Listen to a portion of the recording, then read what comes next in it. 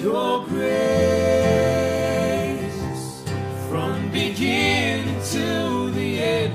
It's your grace. We will never comprehend why you drew the ones who ran from you. What can we do but offer you praise? Vamos nuestras Biblias en Primera de Pedro, ¿sí? Capítulo 4, versículo 7, y en el día de hoy vamos a estar reflexionando sobre el libro de Pedro y el versículo 7 va a ser nuestro eje central, donde va a estar girando todo esto, porque también es parte del propósito del libro de Pedro, ¿sí? Pero bueno, ahora vamos a desmenuzarlo bien. Dice Primera de Pedro, capítulo 4, versículo 7: mas el fin de todas las cosas se acerca. Sed pues sobrios y velad en oración. Y ante todo tened entre vosotros ferviente amor, porque el amor cubrirá multitud de pecados. ¿Sí? Vamos a orar. Padre amado, Señor, te rogamos que en esta mañana intercedas por nosotros, Señor. Señor, te rogamos que intervengas en nuestras vidas, Señor, y que estés quitando todo velo, Señor, que estés corriendo, Señor, todo aquello que nos es de obstáculo, Señor, para entender tu palabra, Señor. Ya sea cansancio, ya sea preocupación, ya sea fatiga, Señor, por una semana complicada. Señor, te rogamos que en esta mañana vos estés intercediendo por cada uno de nosotros, Señor. Nos estés dando fuerza, Señor. Nos estés confortando con tu palabra, Señor. Nos estés exhortando, Señor, y estés corrigiendo también nuestra manera de andar, Señor. Padre, también te ruego por mi vida, Señor, que a la hora de exponer tu palabra, Señor, esté lo más cercano a tu texto, Señor. No permitas que salga, Señor, de mi boca algo que no te agrade, Señor. Señor, te rogamos que nos ayudes a glorificar tu nombre, Señor. Señor, te amamos, te alabamos, Señor. Señor, y queremos glorificarte también por medio de la exposición de tu palabra. En tu nombre oramos, Jesús. Amén. Amén. Primera de Pedro está escrito en un contexto de persecución, ¿sí? Los creyentes que estaban recibiendo la carta del apóstol Pedro la estaban pasando muy mal, ¿sí? Para que se den un poco una idea del contexto histórico, estamos bajo el imperio de Nerón, ¿sí? Se entiende que la carta fue escrita en una parte de creyentes que estaban en una región de Roma, ¿sí?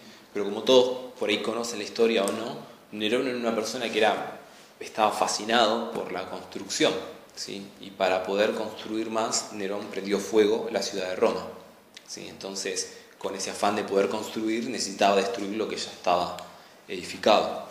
Pero ¿qué pasa? Los romanos, ¿sí? Quedaron totalmente devastados, ¿sí? Imagínense que una ciudad es prendida a fuego, ¿sí? Moralmente los romanos estaban completamente devastados. Al mismo tiempo sus ídolos habían sido prendidos fuegos. Y para un romano que su ídolo sea prendido fuego significa que su Dios era completamente impotente para poder detener ese mal, ¿sí? Entonces los romanos estaban completamente destrozados, ¿sí? Y empiezan a tener ya todo un auge de violencia, y Nerón se encuentra con este conflicto, ¿sí? Que el pueblo romano empieza a pedir que ruede cabeza de alguien. Entonces Nerón no tiene mejor idea que culpar a los cristianos. Y es así que en ese contexto los creyentes que estaban en Roma empiezan a ser perseguidos, ¿sí? Al punto tal de que sus casas también fueron quemadas, fueron expatriados por todos lados. Por eso Pedro utiliza mucho la palabra los expatriados, los peregrinos, ¿sí? Entonces los creyentes que estaban recibiendo la carta de Pedro estaban en este contexto, un contexto de persecución, ¿sí? De persecución a nivel de Estado, ¿sí? Incluso desde los propios ciudadanos romanos, ¿sí? Fíjense, por ejemplo, capítulo 1, versículo 6. Dice, vamos a leer varias citas, así que si quieren ir leyéndola a medida que las voy mencionando. 1:6 dice, en el cual vosotros os alegráis, aunque ahora por un poco de tiempo, si es necesario, tengáis que ser afligidos en diversas pruebas. Capítulo 2, versículo 12, dice, manteniendo buena vuestra manera de vivir entre los gentiles, para que los que murmuran de vosotros como de malhechores glorifiquen a Dios en el día de la visitación al considerar vuestras buenas obras. Del mismo capítulo 2, versículos del 19 al 21, dice, porque esto merece aprobación si alguno a causa de la conciencia delante de Dios sufre molestias padeciendo injustamente. Pues, ¿qué gloria es si pecando sois abofeteados y lo soportáis? Mas si haciendo lo bueno sufrís y lo soportáis, esto ciertamente es aprobado delante de Dios. Esto ciertamente es aprobado delante de Dios. Pues para esto fuisteis llamados, porque también Cristo padeció por nosotros, dejándonos ejemplos para que sigáis sus pisadas. Capítulo 3, versículo 9. ¿Sí? Pedro les dice a los creyentes, no devolviendo mal por mal, ni maldición por maldición, sino por el contrario, bendiciendo, sabiendo que fuisteis llamados para que heredaseis bendición. Del mismo capítulo 3, los versículos 13 y 18, ¿sí?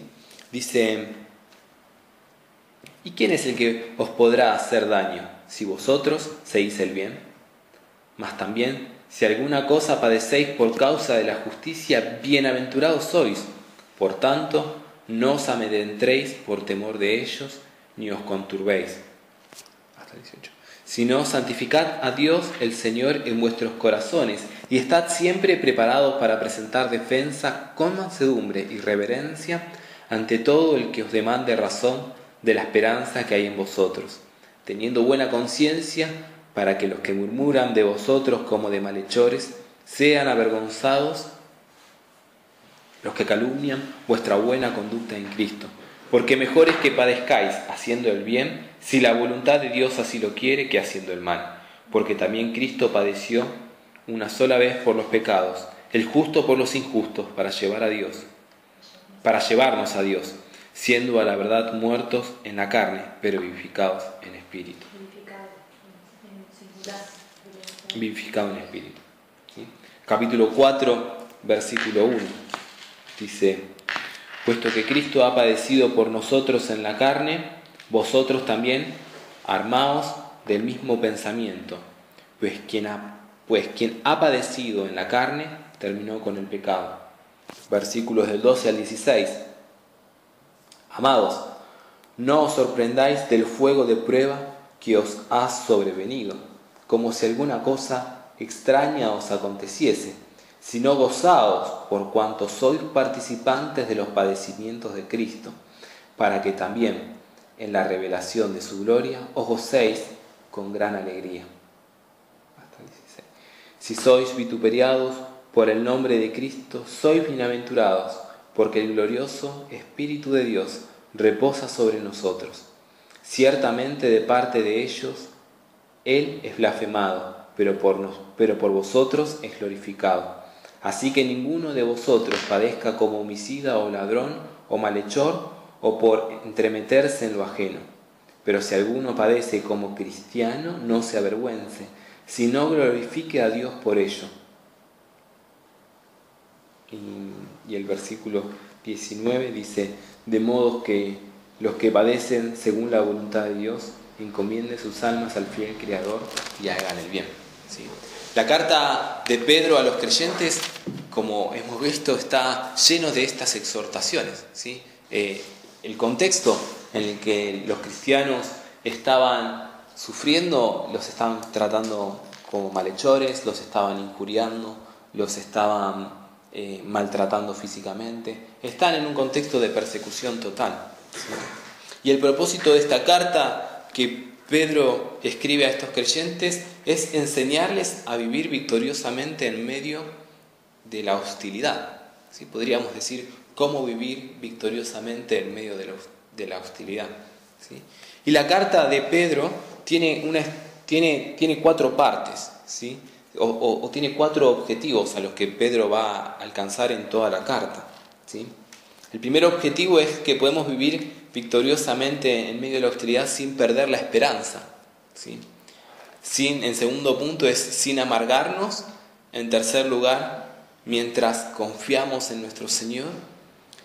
Y en cuarto lugar, mientras esperamos su segunda venida. Esos 4 temas es lo que Pedro toca a lo largo de la carta. ¿Sí? Ahora voy a leer unas citas de MacArthur que me parecieron pertinentes. Dice: los creyentes constantemente están expuestos a un sistema del mundo energizado por Satanás y sus demonios. Sus esfuerzos consisten en desacreditar a la Iglesia y destruir su credibilidad e integridad. Una manera en que estos espíritus operan es encontrando a cristianos cuya vida no es coherente con la palabra de Dios, y después desfilarlos frente a incrédulos para mostrar lo falso que la Iglesia es. No obstante, los cristianos deben permanecer firmes en contra del enemigo y callar a los críticos por el poder de una vida santa. ¿Sí? Pensaba en esta cita de MacArthur cuánta relevancia tiene para nuestro contexto de hoy en día, ¿no? Lo expresa de una manera muy clara. Una manera en que estos espíritus operan es encontrando a cristianos cuya vida no es coherente con la palabra de Dios y después desfilarlo frente a incrédulos para mostrar lo falso que la Iglesia es. ¿Sí? ¿De qué manera la Iglesia pierde fuerza cuando desfilan delante de personas que dicen ser cristianas y que llevan una vida opuesta a la palabra de Dios? ¿Sí? Es la relación directa. Esto es la Iglesia, esto es el cuerpo. Por eso es tan complicado hoy en día definir qué es Iglesia. Vos decís, yo soy creyente. Voy hablando con un taxista que me cruza en el trabajo y me dice, ¿sos cristiano? Y me toca decir, sí, soy cristiano, pero no el cristiano que vos conocés.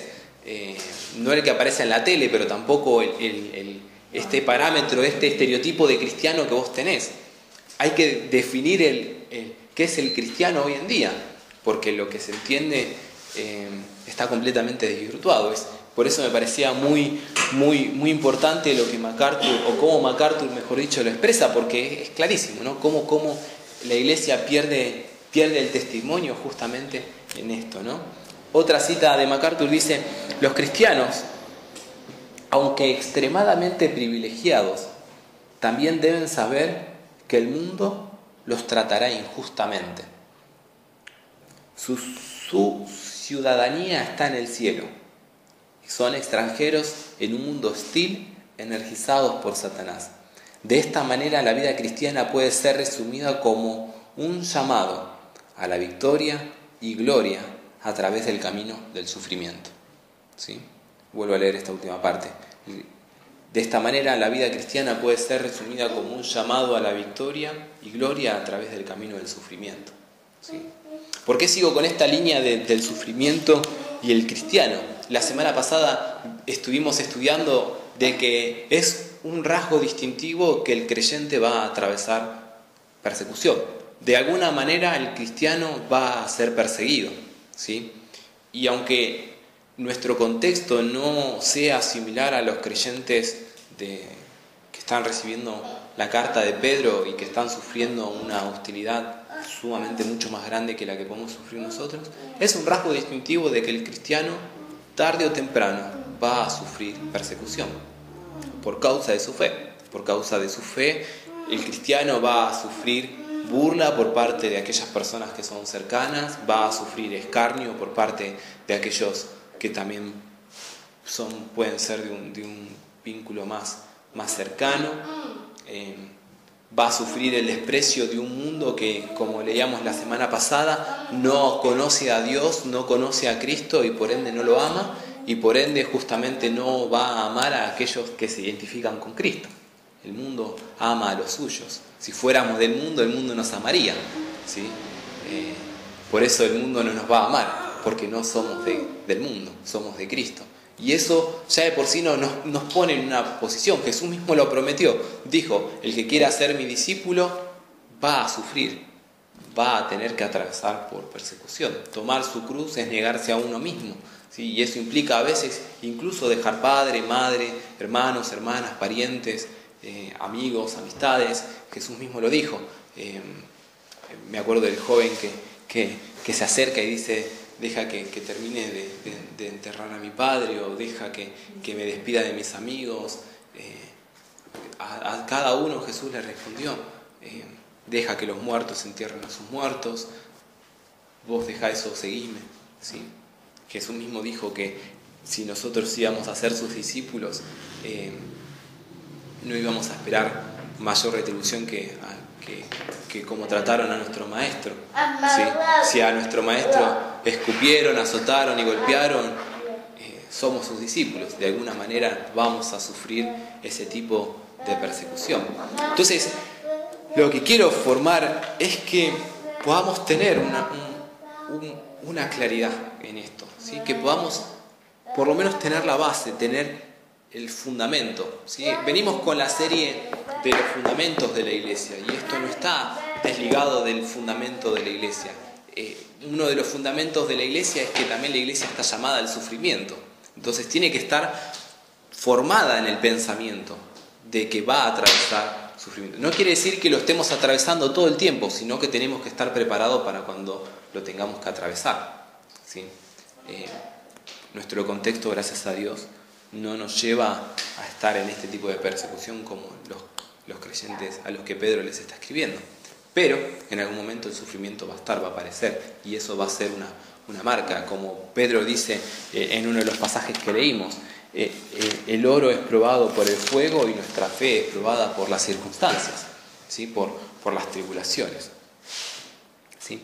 Entonces Pedro bosqueja este mensaje de tres maneras. En primer lugar, les exhorta a los creyentes a que recuerden nuestra gran salvación, ¿sí? Una de las formas de atravesar la tribulación es teniendo claridad de cuál es nuestra posición en Cristo, de cómo el Señor nos ha comprado, de cómo el Señor nos ha redimido, de cómo el Señor nos guarda, de cómo el Señor nos cuida. Como dice la palabra, sus ovejas están en la palma de su mano, nadie las puede arrebatar, ¿sí? Cuando tenemos esa claridad, esa seguridad, ¿sí? Nadie nos va a poder mover de ese lugar, como dice Pablo en Romanos. Ni tribulación, ni angustia, ni peligro de hambre, ni desnudez nos podrá separar del amor de Dios que es en Cristo Jesús. Y esto un poco lo estuvimos estudiando cuando vimos nuestra posición en Cristo. Incluso cuando estudiamos el libro de Efesios, hemos meditado muchísimo en cuanto a nuestro lugar que ocupamos en Cristo, ¿no? ¿Dónde está nuestra posición? ¿Sí? Pero en segundo lugar, Pedro les exhorta a los creyentes a que recuerden nuestro ejemplo delante de los hombres. Pedro dice en los versículos del 2:11 al 3:7, vean nuestro testimonio, vean cómo nosotros hemos también incluso sufrido persecución, cómo nuestro Maestro Cristo también ha padecido. Casi todas las exhortaciones donde se muestra la manera en que el creyente debe andar o debe comportarse delante de la tribulación, lo apunta directamente a Cristo, porque es justo delante de Cristo, porque así Cristo padeció, porque es necesario que nosotros cumplamos los padecimientos de Cristo. Esperen que quería leerles uno.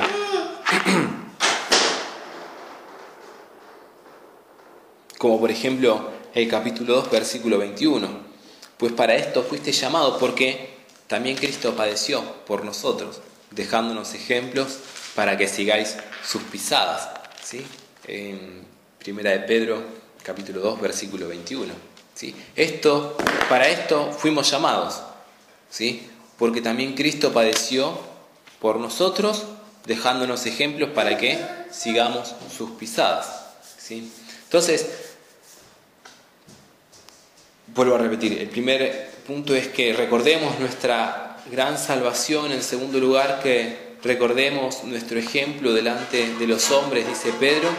Y en tercer lugar, dice que recuerden que nuestro Señor va a regresar. Sí, y esto podría definirse la sección del 4.7 al 5.11. ¿Sí? Estas tres certezas, estas tres garantías son las que sostiene al creyente en los momentos de tribulación. Nuestra posición en Cristo, el ejemplo de Cristo y el ejemplo de los apóstoles, y la convicción de que nuestro Señor está pronto a volver. ¿Sí? Por esto es que leíamos este pasaje de capítulo 4, versículo 7, más el fin de todas las cosas se acerca, sed pues sobrios y velad en oración.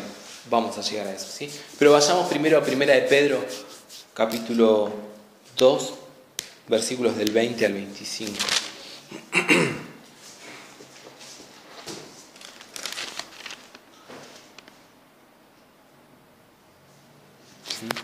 Alguien que lo lea, por favor. ¿Del 20 al 25? Sí, del 20 al 25. Pues qué gloria es si pecando sois abofeteados y lo soportáis, mas haciendo lo bueno sufrís y lo soportáis, esto ciertamente es aprobado delante de Dios. Pues para esto fuisteis llamados, porque también Cristo padeció por nosotros, dejándonos ejemplo para que sigáis sus pisadas, el cual no hizo pecado ni se halló engaño en su boca, quien cuando le maldecían no respondía con maldición, cuando padecía no amenazaba, sino encomendaba la causa al que juzga justamente, quien llevó él mismo nuestros pecados en su cuerpo sobre el madero, para que nosotros, estando muertos a los pecados, vivamos a la justicia, y por cuya herida fuisteis sanados. Porque vosotros erais como ovejas descarriadas, pero ahora habéis vuelto al pastor y obispo de vuestras almas. Sí, no voy a agregar nada a esto. Primera de Pedro también, capítulo 3, versículos del 16 al 18. ¿Querés leer? Capítulo 3, del 16 al 18. Sí, de Primera de Pedro. Dice: teniendo buena conciencia, para que lo que murmuran de vosotros como de malhechores sean avergonzados los que calumnian vuestra conducta en Cristo, vuestra buena conducta en Cristo. Porque mejor es que padezcáis haciendo el bien, si la voluntad de Dios así lo quiere, que haciendo el mal. ¿Hasta el 20? Hasta el 18. Porque también Cristo padeció una sola vez por los pecados, el justo por los injustos, para llevarnos a Dios, siendo a la verdad muerto en la carne, pero vivificado en espíritu. Sí, gracias. Sí, de vuelta, todos estos pasajes nos ilustran, ¿sí? Nos ilustran la esencia de la carta y cómo cada uno de esta exhortación nos apunta a Cristo. ¿Sí? Nos lleva a mirar a Cristo, nos apunta a que consideremos a Cristo como padeció, a Cristo como llevó nuestros pecados, a Cristo como murió por nuestras transgresiones. ¿Sí? Cada uno de estos pasajes nos llevan a centrarnos en la cruz, nos lleva a mirar nuestro pecado, ¿sí? Nos lleva a mirar lo que Cristo hizo por cada uno de nosotros. ¿Sí? Y es que es de ahí donde mana la fuerza para poder pasar la tribulación, viendo la obra de Cristo en medio de la cruz, viendo de cómo el justo cargó por los injustos. ¿Sí? Ahora, yo me quería centrar en el capítulo 4, versículo 7, ¿sí? Entendiendo ahora el contexto de toda la carta de Pedro, viendo un poco el contexto general de donde están los creyentes, viendo el propósito de la carta, viendo un poco la estructura de cómo Pedro, cómo el Espíritu Santo por medio de Pedro exhorta a los creyentes a que se mantengan fieles y perseveren. Está el capítulo 4, versículo 7, que nos dice: mas el fin de todas las cosas se acercan, sed pues sobrios y velad en oración. ¿Sí? Y me quiero detener un segundo acá. ¿Sí? Pensar en cada una de los elementos que componen este versículo, porque la primera parte nos dice que más el fin de todas las cosas se acerca, y esto se refiere claramente al regreso de Cristo. ¿Sí? Ahora, uno no sabe, ¿sí? La palabra nos dice que no se sabe en qué momento y cuándo va a ser el tiempo. ¿Sí? Vayamos a 1 Tesalonicenses 1:10. mientras yo sigo. Primera Primera de Tesalonicenses. de Tesalonicenses 1:10.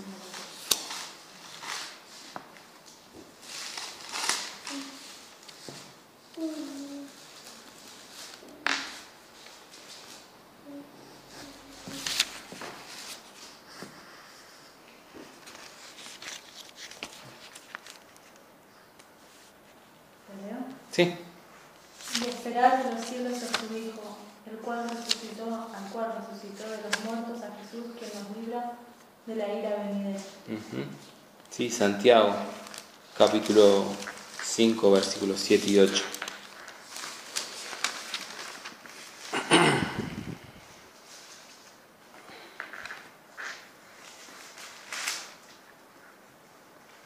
¿5 cuántos? Santiago capítulo 5, versículos 7 y 8. ¿Quieres leerlo, Ana María? Por tanto, hermanos, tened paciencia hasta la venida del Señor.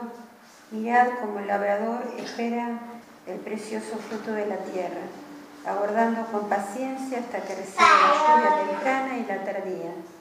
Tened también vosotros paciencia y afirmad vuestros corazones, porque la venida del Señor se acerca. Sí, siempre me gustó esta exhortación de Santiago, ¿no? Porque pone el ejemplo del labrador, ¿sí? Uno está atento, diligente, mirando en qué momento puede llegar a caer la lluvia, pero no sabe en qué momento, día y hora va a pasar, ¿sí? Y Santiago nos asocia directamente con ese mismo sentir. Tengamos nosotros mismos esta paciencia y afirmemos nuestros corazones, porque la venida del Señor está cerca, ¿sí? Necesita más que Apocalipsis.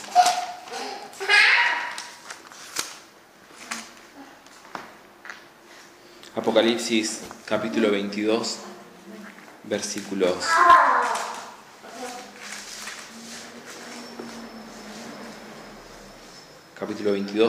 20. ¿Sí? Dice: el que da testimonio de estas cosas dice: ciertamente vengo en breve. Amén. Sí, ven, Señor Jesús. ¿Sí? La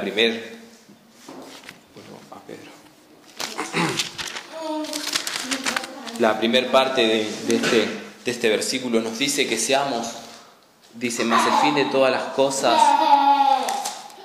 se acerca, ¿sí?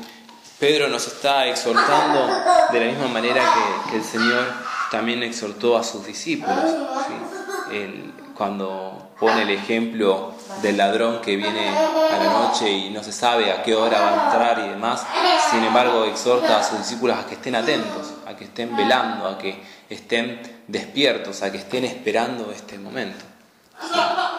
También nos exhorta en segundo lugar a que seamos sobrios, ¿sí? Dice: mas el fin de todas las cosas se acerca, sed pues sobrios, ¿sí? Y este ser sobrios vendría a ser no ser arrastrados por emociones, ¿sí? Sino que tengamos una perspectiva eterna. El ser sobrios nos lleva a por ejemplo, a tener vigilancia en cuanto a nuestra santidad, ¿sí?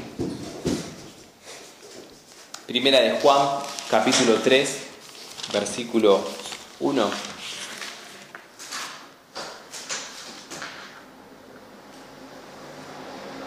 El ser sobrio nos lleva justamente a una búsqueda de santidad. Dice Primera de Juan, capítulo 3, versículo 1. Mirad cuál amor nos ha dado el Padre para que seamos llamados hijos de Dios. Por esto el mundo no nos conoció, porque no le conoció a Él. Amados, ahora somos hijos de Dios, y aún no se ha manifestado lo que hemos de ser. Pero sabemos que cuando Él se manifieste, seremos semejante a Él, porque le veremos tal como Él es. Y todo aquel que tiene esta esperanza en Él, se purifica a sí mismo, como Él es puro, ¿sí? Esta esperanza de en primer lugar, saber que somos hijos de Dios, saber que tenemos herencia, saber que, como dice también en primera de Pedro, el saber que el fin de todas las cosas se acerca nos lleva a ser sobrios, ¿sí? Y el al ser sobrios significa también estar atentos en una búsqueda de santidad. Crecemos en santidad. ¿Por qué? Porque esta esperanza nos lleva a purificarnos a nosotros mismos, como dice Juan, ¿sí? También al mismo tiempo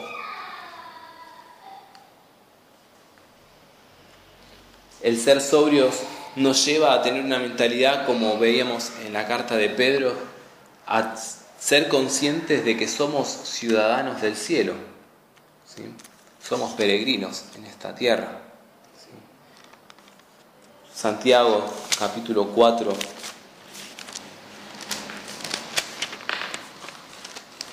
versículos del 13 al 16. Dice: vamos ahora los que decís, hoy y mañana iremos a tal ciudad y estaremos allá un año y traficaremos y ganaremos, cuando no sabéis lo que será mañana, porque ¿qué es vuestra vida? Ciertamente es neblina que se aparece por un poco de tiempo y luego se desvanece.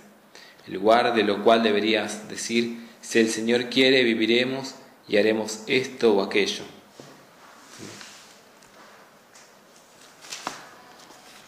Nuestra vida, la comparación de Santiago dice, nuestra vida es como un humo, ¿sí? Hoy está, mañana se desvanece, ¿sí? Ciertamente es neblina, ¿sí? Por eso es que el ser sobrios y el estar conscientes, como Pedro le escribe a los creyentes, es ser conscientes de que estamos de paso, somos peregrinos en esta tierra, somos ciudadanos del cielo, somos ciudadanos de nuestra patria, mejor dicho, está en los cielos, ¿sí? Nuestro paso por este mundo, que aunque es hostil y nos va a perseguir, sigue siendo un peregrinaje, sigue siendo apenas una travesía, ¿sí? Hay un pasaje de Pedro que... acá está. Primera de Pedro,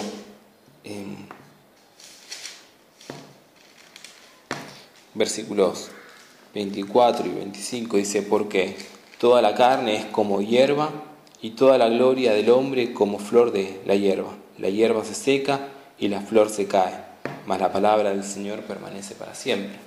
¿Sí? Otra comparación en cuanto a lo corto que es la vida. Toda carne es como hierba, y toda la gloria del hombre como la flor de la hierba. La hierba se seca y la flor se cae. ¿Sí? Eso es nuestra vida. ¿Qué es nuestra vida? Una neblina, un vapor, un humo. Somos como una flor que hoy está y mañana se secó y ya no está, ¿sí? Nos habla de lo corto y de lo rápido que se pasa el tiempo, ¿sí? Entonces, el ser sobrios, cuando el Señor dice por medio de Pedro que más el fin de todas las cosas se acerca, seamos pues sobrios, nos lleva a considerar esto, ¿sí? Nos lleva a considerar nuestra santidad, nos lleva a considerar nuestra posición, nuestro peregrinaje, ¿sí? Porque al fin y al cabo nosotros vamos a tener que también rendir cuentas por nuestro servicio a Dios, ¿sí? La palabra expone de manera clara que aún los creyentes van a exponer y los libros de las obras van a ser abiertos, ¿sí? Nuestra vida está escondida en Cristo, sí, nuestra vida está escondida en Cristo. Nuestras obras generan algún tipo de méritos para nosotros obtener salvación, de ninguna manera, ¿sí? De ninguna manera. Nuestras obras no nos van a llevar a ningún lado, ¿sí? Ahora, la palabra dice que todo aquel que ha nacido por la palabra, ¿sí? Todo aquel que ha nacido de Cristo, Dios preparó buenas obras de antemano para que anduviésemos en ellas, ¿sí? Pablo incluso habla de que busquemos el galardón, ¿sí? Apocalipsis dice que los decapitados tienen una posición de preeminencia entre los hermanos, ¿sí? O sea, aún en el cielo va a haber personas que van a tener una posición más alta porque su vida fue gastada de una manera mucho más alta. Los decapitados tienen una posición, me encantan esto, Martin Lloyd Jones o Jonathan Edwards, que habla de esto. No, el que escribió la Pasión de la Gloria de Dios, el libro ese que estábamos leyendo de Piper. Edward, ¿no? Edward explica en uno de sus tratados que dice que esto no es que va a generar una especie de envidia o de pleito en el cielo porque ocupen un lugar más alto, sino que los que aún están más bajos se van a gozar de las obras que pudieron hacer estas personas por Cristo, y nos vamos a estar gozando de aquellos incluso que, por ejemplo, han sido decapitados. Y el estar en una posición más alta dice que es como si fuese un receptáculo para recibir aún más satisfacción de Dios, ¿no? O sea, como de recibir más gozo de su presencia. Sí, pero bueno, la cuestión es que la palabra nos exhorta a que aún nosotros veamos nuestros frutos, nuestras obras, que busquemos nuestros galardones, que busquemos los galardones más grandes, ¿no? Busquemos gastar nuestra vida por causa del Evangelio y buscar así nuestras coronas. Ahora, de vuelta, esto no quiere decir que con esto ganamos nuestra salvación, ¿sí? Eso eso es por gracia, ¿sí? Pero quiero que vayamos pensando en esto de ser sobrios, ¿sí? De ser sobrios. Hace un tiempo vimos en el libro de Efesios, vayamos un segundito al libro de Efesios.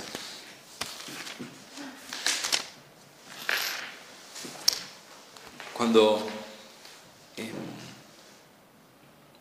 capítulo 6, versículos del 10 en adelante, cuando Pablo exhorta a los creyentes de Éfeso y les dice: por lo demás, hermanos míos, fortaleceos en el Señor y en el poder de sus fuerzas, vestidos de toda la armadura de Dios, para que podáis estar firmes contra las acechanzas del diablo, porque no tenemos lucha contra sangre y carne, sino contra principados, contra potestades, contra los gobernadores de las tinieblas de este siglo, contra huestes espirituales de maldad en las regiones celestes.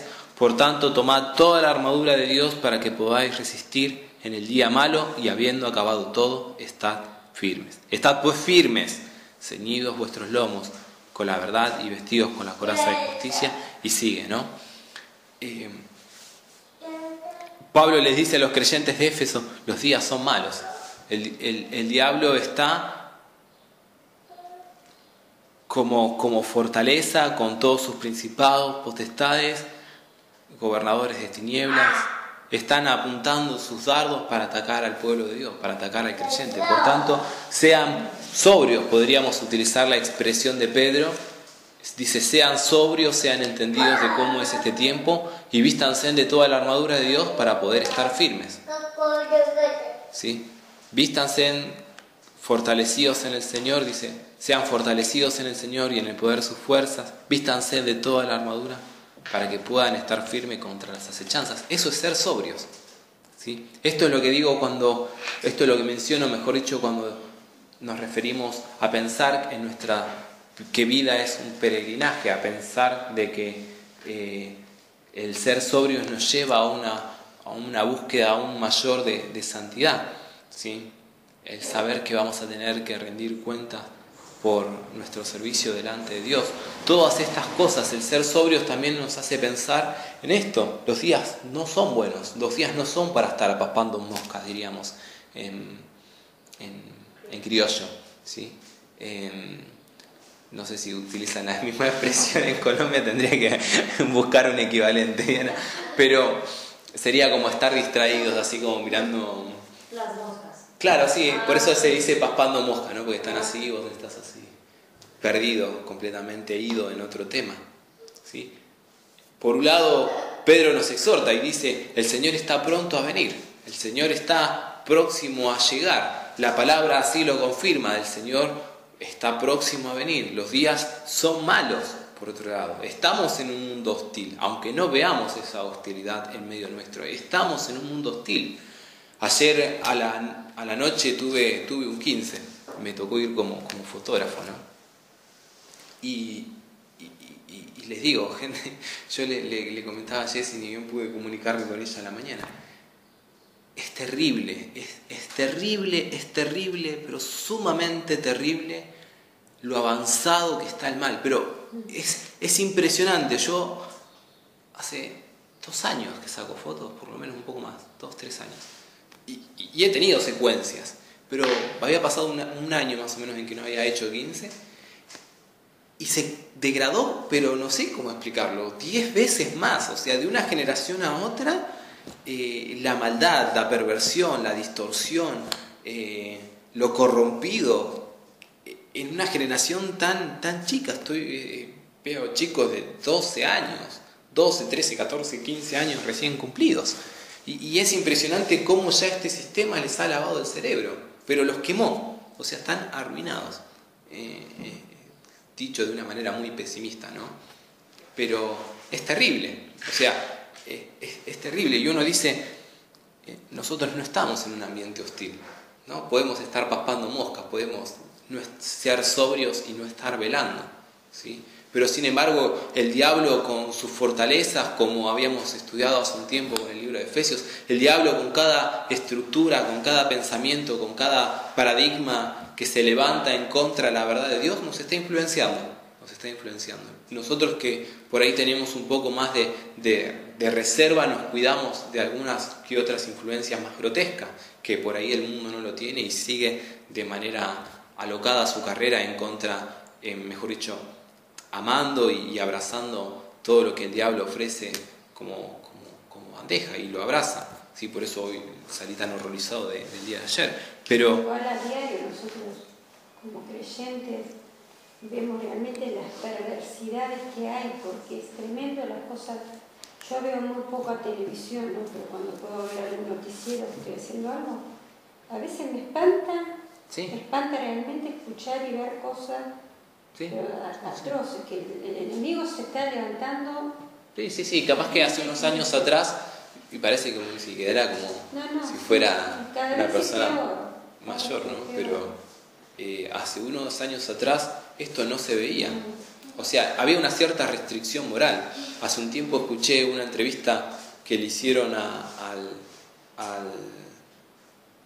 bueno, salió una serie ahora donde 2 tipos eran homosexuales, que es muy famosa, creo que la estaban dando en Telefe. Como no tengo en tele, no sé bien cómo, Apariencias creo que se llama la serie. Y en esta entrevista que le hacían al director o al guionista, él decía, yo quiero instituir, o mejor dicho, yo quiero dejar en la agenda de todos los argentinos el hecho de que 2 hombres se pueden amar. Y ese es mi objetivo, ese es el punto por el cual yo desarrollo este guión, hago esto, preparo esto, lo lanzamos de esta manera, hacemos toda esta campaña, porque queremos que la relación entre 2 hombres esté bien vista en nuestra generación. Y lamentablemente la sociedad está... Sí, pero ya eso es algo que se dice de manera clara. Antes por ahí se tenía que hacer un poco más de...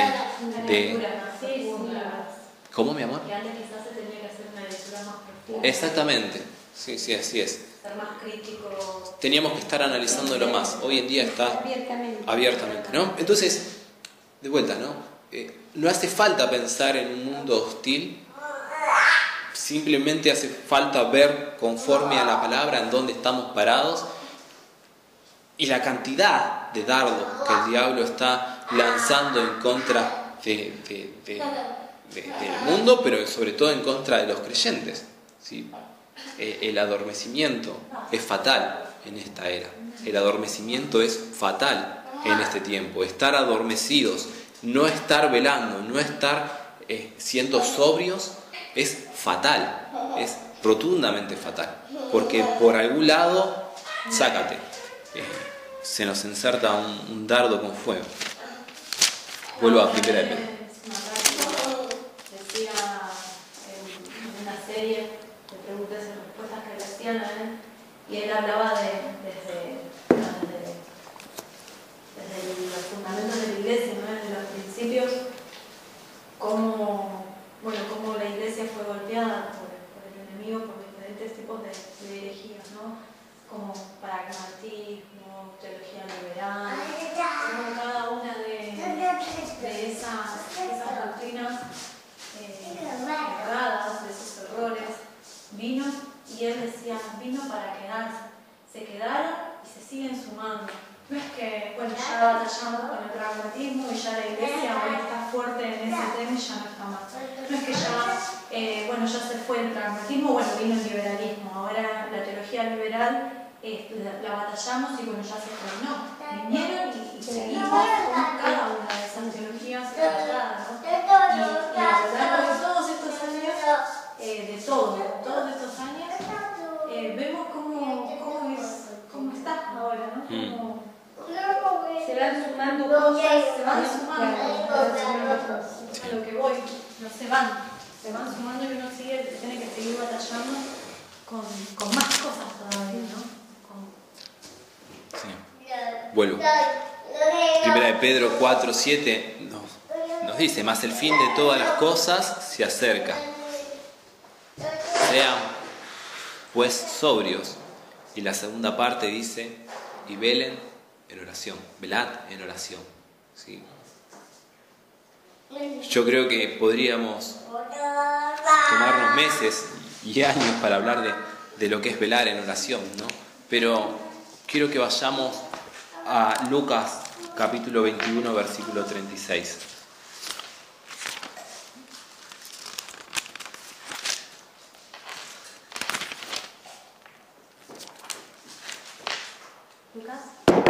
Lucas 21, capítulo 36. ¿Sí? Para refrescar el contexto, estamos hablando prácticamente de lo mismo. El Señor está hablando de las señales antes del fin, de la venida del Hijo del Hombre.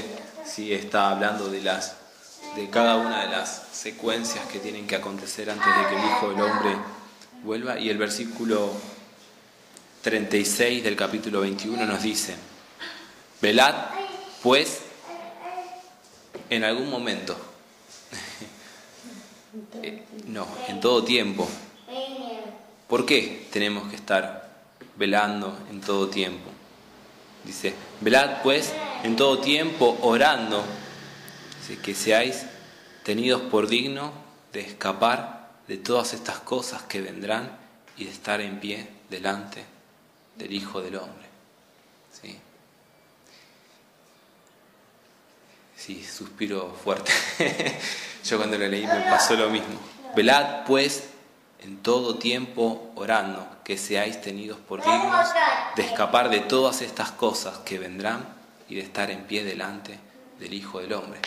Yo creo que si somos de remarcar nuestras Biblias, yo no, pero podríamos transcribirlos y remarcarlos. Y es algo que el mismo Señor nos está exhortando, después de explicar todo lo que va a acontecer con respecto a su venida, todo lo que va a acontecer con respecto a los últimos tiempos, pero nos dice: estén orando todo el tiempo para que seáis tenidos por dignos, ¿sí?, de escapar de todas estas cosas que vendrán y de estar de pie delante del Hijo del Hombre. ¿Sí? Primera de Pedro, a un salto grande. Primera de Pedro, capítulo 5. ¿Sí?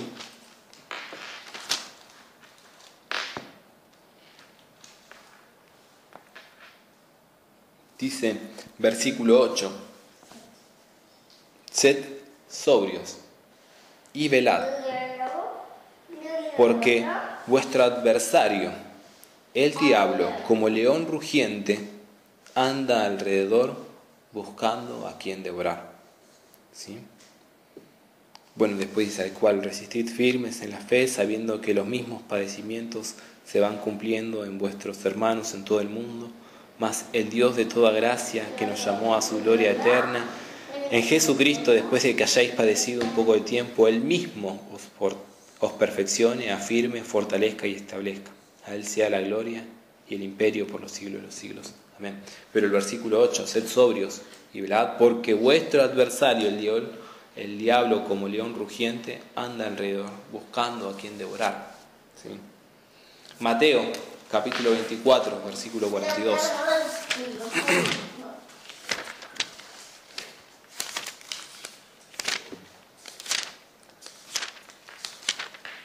Mateo 24, versículo 42. ¿Sí? También en el mismo contexto de la venida del Hijo del Hombre, Jesús dice: velad, pues no sabéis a qué hora ha de venir vuestro Señor. ¿Sí? todo el contexto nos lleva a lo mismo, ¿no?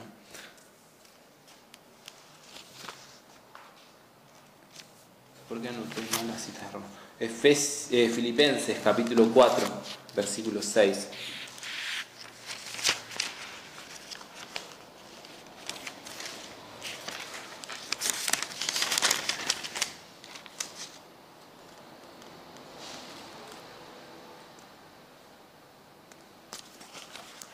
¿Alguien que lo lea? Por nada estéis afanosos, si no sean conocidas vuestras peticiones delante de Dios, en toda oración y ruego con acción de gracia. Gracias. Sí, por nada estéis afanosos. ¿Sí? Podríamos ponerlo en criollo. Por nada estén papando moscas, como decíamos hoy. Romanos capítulo 12, versículo 12. ¿Sí? Afanoso es ansioso, Sí. preocupado. 12. Romanos 12, 12. ¿Llegaron? Sí. Dice: gozosos en la esperanza, sufridos en la tribulación, constantes en la oración. ¿Sí? Constantes en la oración. ¿Sí? Santiago, capítulo 5, versículo 16.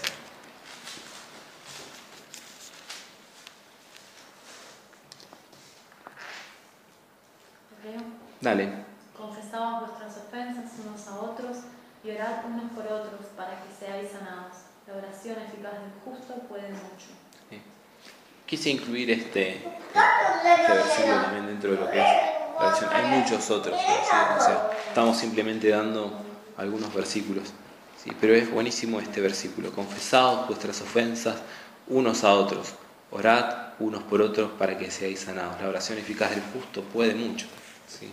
Y si uno se pone a pensar de que hay que estar velando porque el diablo anda como león rugiente buscando a quien devorar, si uno se pone a pensar en la comunidad, en el cuerpo de Cristo, es como cómo nos vamos a estar atentos considerando todo lo que estamos hablando.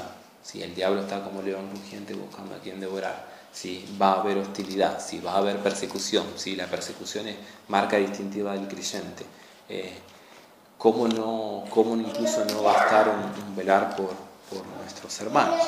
¿Cómo no va a estar incluso la confesión pública incluso de nuestros pecados? Confesaos, ¿sí? Vuestras ofensas unos a otros y orad unos por otros. ¿Sí? Es eso, es algo tan, yo lo veo algo tan cotidiano, tan fresco, tan natural, ¿no? De poder decir, Ana María, esto, y poder sentarnos a orar, ¿sí? Y eso es algo que el Señor obra en medio de su iglesia. Y me reservé Efesios capítulo 6, 18 para el final, como también uno de los versículos finales.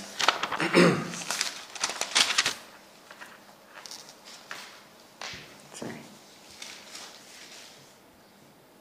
¿Por qué? Porque pensaba cuando leía esta exhortación de Pedro, dice, bueno, está bien, tenemos que ser sobrios y debemos orar y debemos velar en oración, ¿sí? Y me preguntaba de qué manera, cómo. Los textos son claros en todo tiempo, constantemente, unos por los otros, pero ¿cómo? Aún sigo sin resolver esa pregunta de cómo puedo estar constantemente orando. Sí. Entonces Efesios capítulo 6 creo que es el pasaje más claro de cómo debemos orar. Efesios 6 capítulo 6 versículos 17 y 18 dice: y tomad el yelmo de la salvación y la espada del Espíritu, que es la palabra de Dios, orando en todo tiempo con toda oración y súplica en el Espíritu, y velando en ello con toda perseverancia y súplica por todos los santos. ¿Sí? Esto ya lo había mencionado en otra ocasión. El versículo 17 y 18 no deberían estar separados, ¿sí? No es que Pablo está diciendo tomen el yelmo de la salvación y la espada del Espíritu, que es la palabra de Dios, y termina ahí. La idea continúa y dice tomen la espada del Espíritu, que es la palabra de Dios. ¿De qué manera tomamos la espada del Espíritu, que es la palabra de Dios? Orando, ¿sí? Orando en todo tiempo con toda oración y súplica en el Espíritu, velando en ello en toda perseverancia y súplica por todos los santos. ¿De qué manera debemos orar? A Biblia abierta. ¿De qué manera debemos orar por nuestros hermanos? A Biblia abierta. ¿Sí? ¿De qué manera debo orar por mi vida? A Biblia abierta. ¿Sí? Esa es la manera de batallar. La espada del Espíritu es justamente la palabra de Dios, que como dice Hebreos, es más cortante que toda espada de doble filo y discierne, ¿sí? Discierne nuestros pensamientos de nuestro corazón, discierne nuestras intenciones, ¿sí? Separa. También la palabra del Espíritu es aquella en la que vamos a batallar contra las mentiras del diablo. El diablo está levantando argumentos, sistemas de pensamientos en contra de la palabra de Dios. ¿De qué manera podemos batallar en contra de estos pensamientos que se levantan? Con la palabra de Dios, ¿sí? Con la palabra de Dios. Entonces, ¿de qué manera podemos orar? ¿De qué manera podemos estar sobrios? ¿De qué manera podemos estar velando? Con la palabra de Dios, ¿sí? Con la palabra abierta delante de nosotros. Si pudiéramos orar en esta mañana es que abunde la palabra de Dios en nuestros corazones, en nuestras vidas, y que abunde aún en nuestros diálogos, en nuestro compartir, en nuestra manera de vincularnos con los hermanos. La palabra de Dios debe abundar en nuestras vidas, más por todo lo que estamos viendo con relación a todo este contexto, ¿sí? Vamos a orar.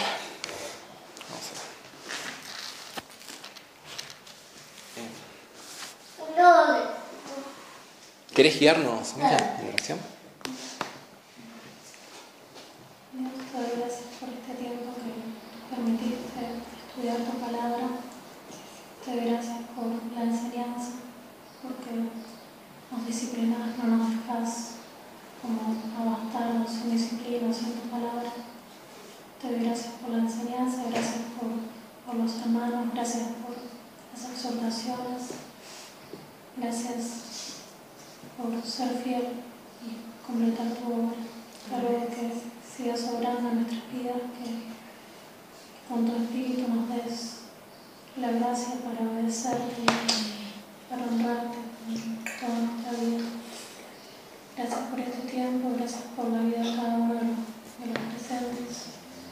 Te bendecimos y te honramos en el nombre